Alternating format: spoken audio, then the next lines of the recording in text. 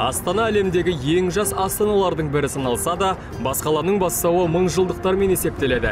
Сөзіміздің дәлелі елорданың іргесінен табылған орта ғасырлық Бозоқ қалашығы.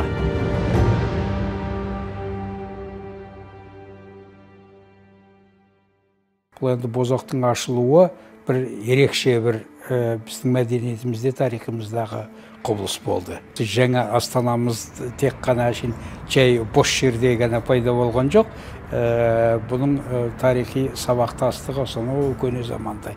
Енді орта ғасырдан ары қарай мынаның айналасын қаза беретін болсаң, одан ертерек сақ дәуіріне дейін, одан да қола дәуіріне дейін кете береді. Өйткені мына жердің өзі адамның тіршілігі үшін қолайлы, әсіресе бақташылыққа, мал өсіруге деген өсіру үшін қолайлы жер ғой. Су мол, шөбі мол. Бозоқ ескерткіші хронологиялық тұрғыдан әр түрлі кешендерден тұрады. Ежелгі түрік ғибадатханасы, орта ғасырлық қалашық, алтын орда кезеңінің қорымы, тұрғын үйлер мен қыстаулар және суару жүйесі. Бозоқ қалашығы біздің Сарыарқа территориясында қалалық мәдениет, урбанизация болғанын дәлелдейді.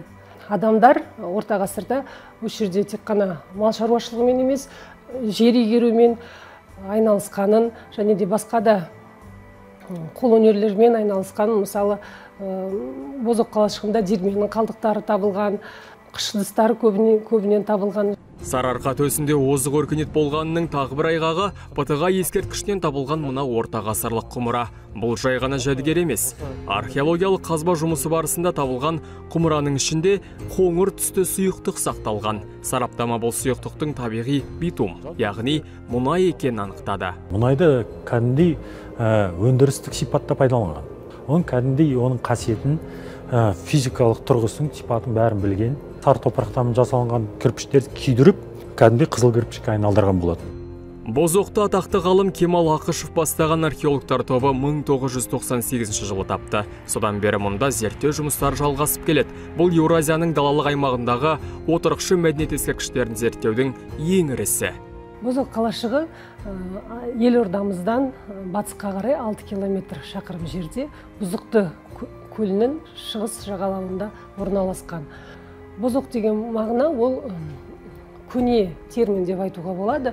Оғыздардың екі қанаты болған, учуки деген, бузуки деген. Учуки деген ол шығыс қанаты, бузуки деген ол батыс қанаты. Сондықтан бузук деген термин көлдің гидронимында нақты сақталған. Ғалымдар арасында осы Бозоқ ашық түсті оқ деген мағына береді. Осындай тұжырымдар тараған. Бозоқ қағанның әскери бекінісі ретінде салынған қыпшақтардың алғашқы ордаларының бірі. Қалашық Ұлы Жібек жолы бойындағы маңызды қолөнер мен сауда орталығы болған. Тарихи деректер бойынша мұнда қола мен күмістен жасалған бұйымдар, әшекейлер, былғары, қыш ыдыстар, асыл тұқымды жылқылар саудаланған. Шыңғыс ханның әскери жорықтарынан соң Бозоқ Қазақстанның басқа қалалар сияқты бос қалады. Ал Алтын Орда заманында діни ғұрыптық орынға айналып, Нұра Есіл аймағын мекендеген ақсүйектер осы жерге жерлене бастайды. Көріп тұрғандарыңыз Бозоқ қалашығында 2002 жылы табылған моңғол кезеңінің әйел қабірінің реконструкциясы. Қазба барысында бас киімнің інжу моншақтары шашылып жатқан.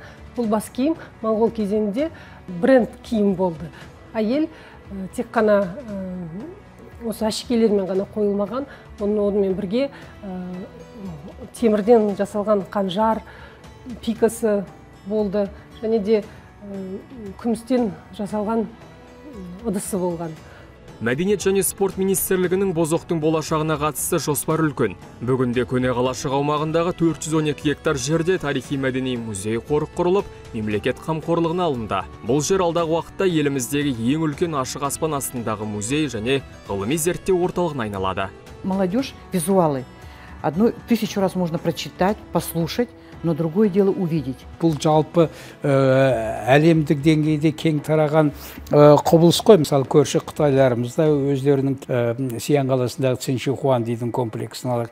Солардан кем емес біздің ескерткіштер бар. Сол деңгейде біздегі көрсете аламыз. Ауқымды жобаның құрылысы басталып та кетті. Әзірге қос қапталдан кіруге арналған алып қақпалардың іргетасы қаланып жатыр. Кіреберіс мұнаралары мен қорғандар сол кезеңдегі технология бойынша арнайы жасалған құрылыс материалдарымен қапталатын болады. Көріп тұрғандарыңыз осы қорғаныс қабырғасы, мынау кіреберісі 4 метр бетоннан құйып аламыз. Сосын барып көтерілгеннен кейін сыртын кірпішпен, сол бұрынғы технологиямен жасаған кірпіш қазір келістік. Сол кісілер бізге дайындап жатыр. Самая главная задача этого проекта – это первое – воссоздание древнего городища Бозок, тысячелетней предшественницы нынешней столицы Астана. Вторая задача – воссоздание исторических поселений. Они должны быть подчинены тем научным исследованиям, которые нам дали ученые. Ұлттық парк аумағында тек Бозоқтың ғана емес, сонау Ботай мәдениетінен бастап ұлы даланы мекендеген мемлекеттердің тарихымен, металлургия, қолөнердің қалыптасып, даму кезеңдерімен және басқа да қызықты деректермен танысуға болады. Тек қана туристер емес, енді басқадағы іскер адамдар да келеді, саясатпен шұғылданатын адамдар да келеді. Солардың барлығы, мысалы, мынау аэропорттан аттап келіп өзінің шаруасын бітіріп жатқанда бірінші барып осыны көруге тиіс. Осыны көргеннен кейін бүкіл Қазақстан туралы жалпы мағлұматты осы жерден алады. Наша задача показать, как наши предки внесли свой вклад в степную цивилизацию.